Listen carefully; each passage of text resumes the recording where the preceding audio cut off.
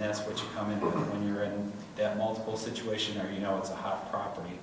And Kurt, the guy that bid on this property, you know, both of us agreed, hey, the number that we came with right away was as high as we could go, and he could still make 25 because that's his number.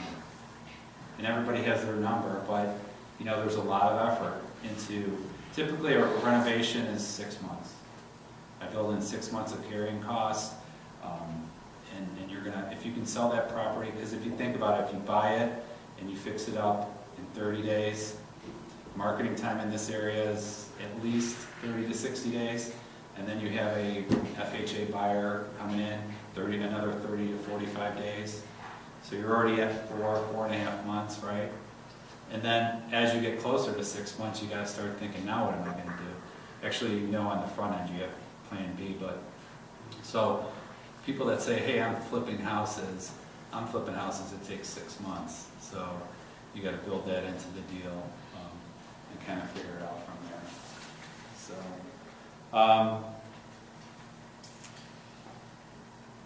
be systematized, persistent, and consistent. I know that's a mouthful, but have a system. You know, for investing, I go out once a week and I have a list of REO properties that I'm going to go look at, either for me or for investors that I'm working with, and do it on a consistent basis. You know, and then let you or your investors know, hey, if this thing looks good, I got to take the offer now. I have my pre-approval, or if I have a private lender, I have proof of funds, and it's got to go in now. And consistently doing it. You might have to bid on 10 or 12 properties before you get one. You might have to bid on 20 properties. So just being out there, staying consistent, having a system, and just keep on doing what you're doing. It's a total different game than representing Mr. and Mrs. Smith over here on Main Street when they're selling their 3-bedroom, 2-bath, that you get the stager in there and you do the virtual tour. And that's great, I love that. I love having that as an income stream, but this is something that can really, well, both things can. You can build a team in Keller Williams, you can go to the 7th level, you can have a team that's doing, you know, $1 million a year in commissions. But I feel for me, what I'm passionate about is buying and selling real estate, and buying real estate that I can hold, that'll spit off that cash flow, that'll create that lifestyle that we talked about. So that's about all I had. Do you guys have any questions or comments or anything you want to ask or talk about? We've got a few minutes for questions. Anybody? Have you brought any properties that are over, like a Kiko or something like that? I haven't done that. I know I see those popping up all over now with all the bank loans. I think what they're doing a lot now is they're taking them in blocks to the auctions, and usually there's a reserve number there.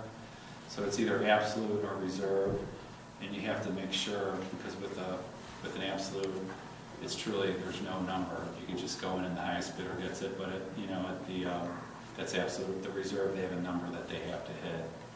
And I don't know a whole lot about that, but just do some research. That might be an area to get a good deal.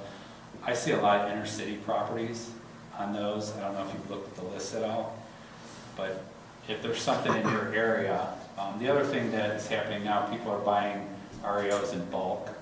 They'll buy 50 or 100 or 200 properties for a lender, and then they're out there selling them individually. On LinkedIn, I'm on some of those groups where I'm meeting these guys, because I thought, well, that's maybe one thing I want to do, and that's another thing, you know, buying notes, buying bulk REOs. There's all kinds of things out there. You just have to decide, hey, and with social media, Facebook and stuff like that, and LinkedIn, there's people all over the country that are doing all these different things. And once again, I'm a real estate investor. I'm looking to buy, you know, bulk 100 REOs in bulk, and you just get out there, and you know, I would have somebody that can back you up financially, but whatever you want to do, you just have to, you know, kind of figure it out, and there's a lot of stuff out there. So, anybody else?